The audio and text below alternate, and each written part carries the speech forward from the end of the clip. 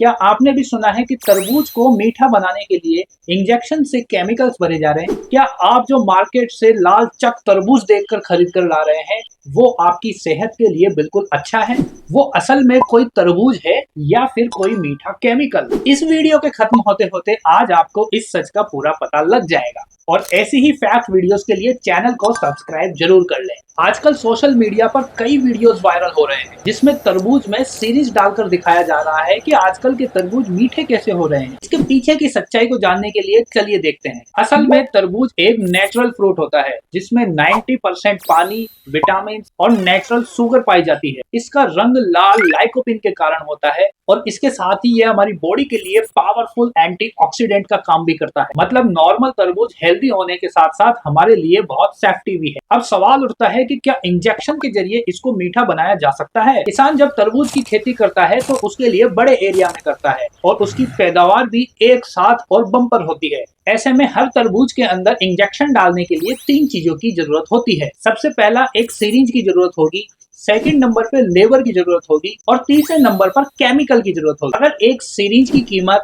उसके लिए लेबर की कीमत, केमिकल की कीमत तीनों को जोड़ दिया जाए तो एक तरबूज की कॉस्ट शायद 15 से 20 रुपए तक जा सकती है। मगर जब किसान उसी तरबूज को बेचने के लिए मंडी लेकर जाता है तो उसे 3 से 4 रुपए प्रति किलो का भाव ही मिल पाता है। ऐसे में इंजेक्शन से उसे मीठा बनाना एक कॉस्टली प्रोसेस है जिससे किसान को सिर्फ नुकसान ही हो सकता है, क्योंकि इंजेक्शन, लेबर और केमिकल की कॉस्ट तरबूज की कॉस्ट से कहीं ज्यादा हो जाएगी। इसलिए इंजेक्शन लगाकर इसे मीठा बनाना एक प्रैक्टिकल पॉसिबल नहीं है। दूसरा सवाल यह होता है, क्या हम रात को एक इंजेक्शन लगाएं और सुबह उसका आकार बहुत बड़ा मिले? क्या ये संभव है? इसके लिए कुछ किसान कैल्शियम कार्बाइड का इस्तेमाल कर लेते हैं जिससे कि फल जल्दी पक जाता है। ये हेल्थ के लिए बहुत हार्मफुल होता है। ज्यादा प्रोडक्शन और जल्दी बेचने के लिए कुछ लोग ऐसा कर लेते हैं, जो कि एक इलीगली प्रोसेस। कैल्शियम कार्बाइड की मदद से फल जल्दी लाल या पीला हो जाता है और वो पका हुआ दिखता है, जबकि अंदर से वो कच्चा होता है। लेकिन तरबूज को बनाना और मैंगो की तरह रीफन करना